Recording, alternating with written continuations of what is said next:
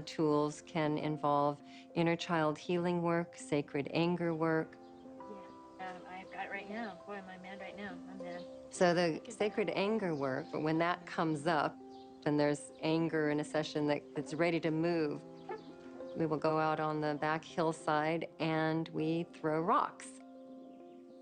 And to throw these rocks as hard as I can and move that stuck energy. I didn't know that I had such a detrimental mindset. I thought that it was a pretty good one. But the Cancer personality style, the I don't want to be a burden, it's easier for me to give love than to ask for it. It was really important for me to learn how to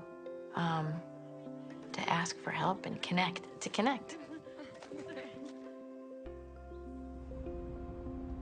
You know, there's this tendency for people to feel like they did something wrong if they got sick.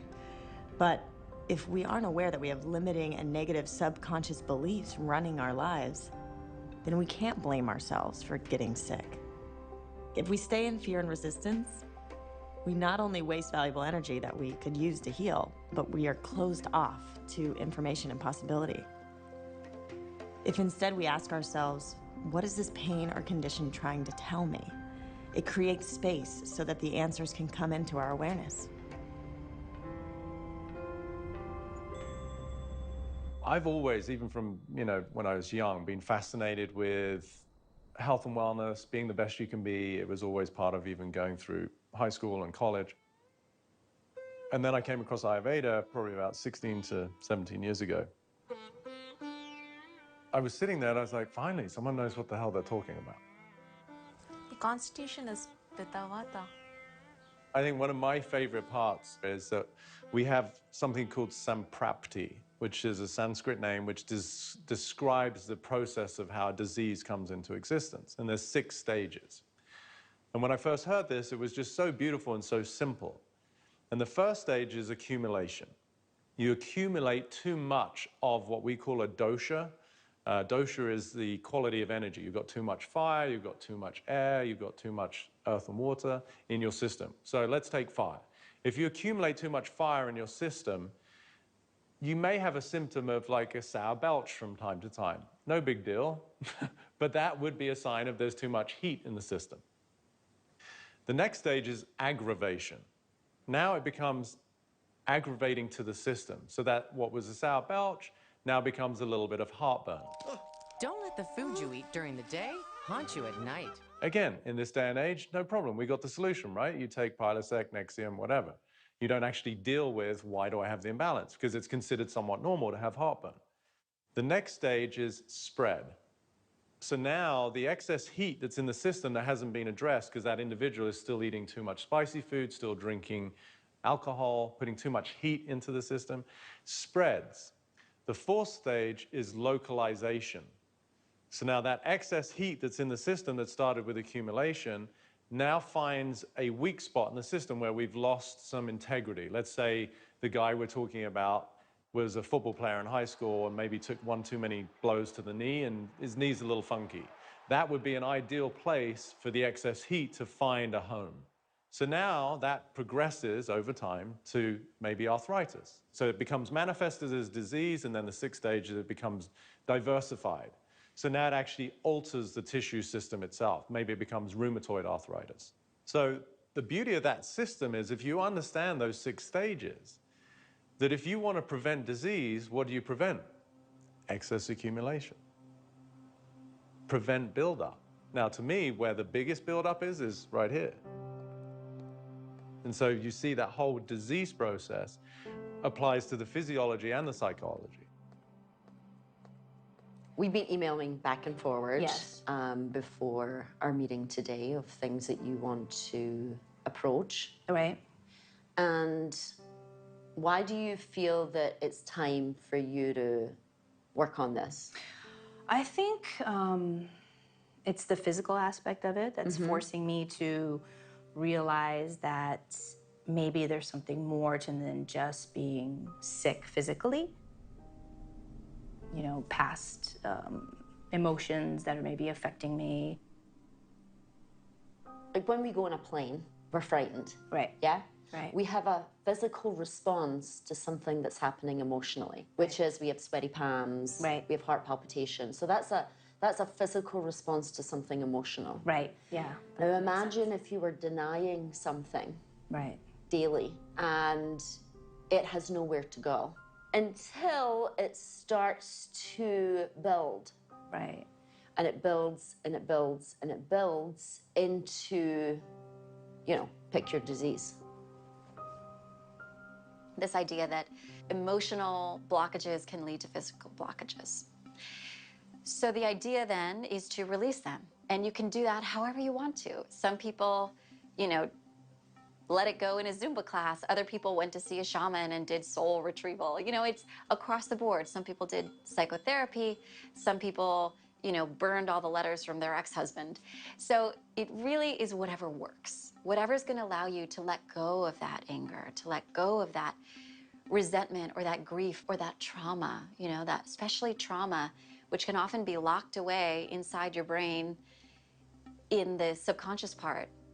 So we're going to do emotional freedom technique. We spoke about it the other day. Right. And it took a little bit to get to the emotions because you're so good at denying them and pretending that everything's fine.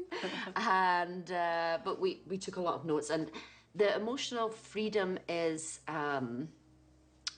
being able to go there, being able to go to the thing that we suppress and allow it to come up.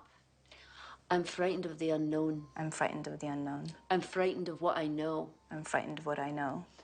And what I don't know. And what I don't know. I'm frightened of what I know. I'm frightened of what I know. And what I don't know. And what I don't know. I'm frightened of what I know. I'm frightened of what I know. And what I don't know. And what I don't know.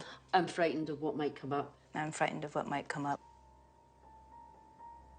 When we have an emotion within our hearts, that emotion sends a signal to our brain, and the quality of that signal determines what the brain does in response to the emotion. So if you can imagine a signal from the heart to the brain that is a very smooth series of waves, nice, even, coherent is the term that's used, waves from the heart to the brain will match that smooth, even, organized chemistry, and it will release the chemistry that supports life into our bodies. This is where our immune systems become really strong, super immune response.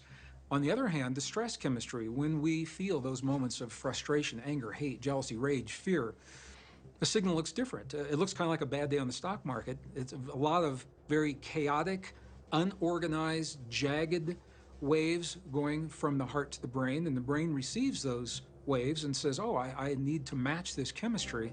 This is stress chemistry. When we're in a state of stress, our energy field goes into a state of resistance. That's why polygraph works. We're able to read it. In that energy, our blood is affected.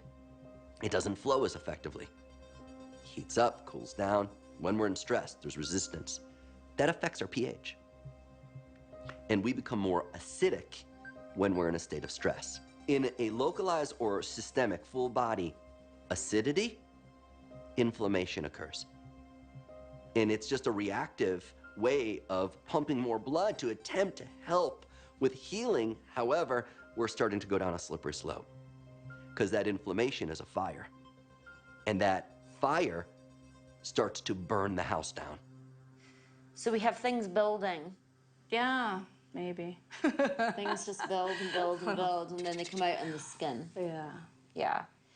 Things that you pretend don't bother you. Right. What about your mother?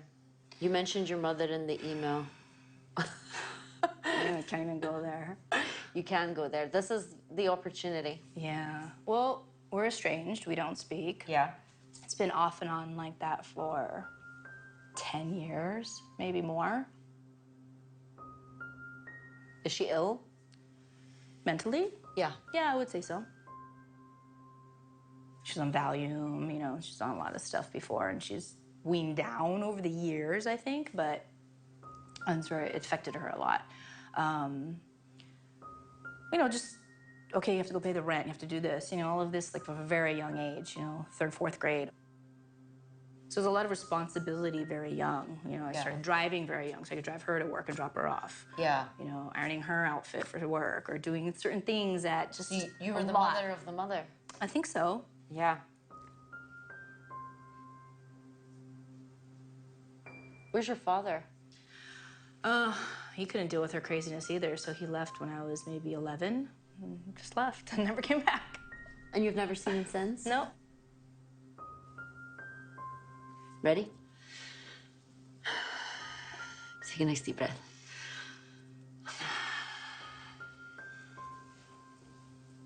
Even though it was a lot for me to take on, it was a lot for me to take on, but I did it anyway.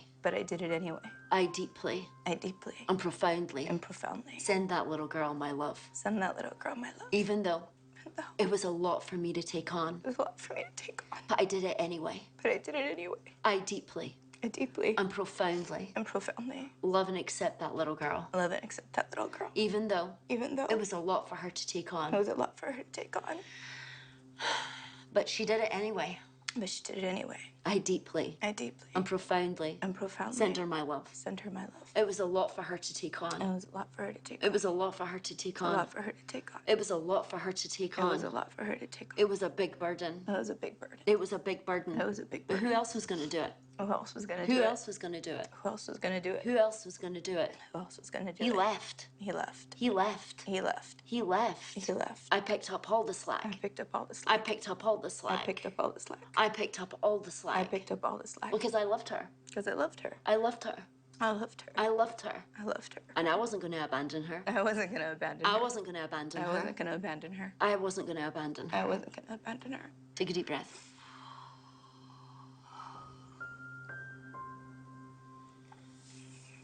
How'd you feel? Good. How do you feel about her now?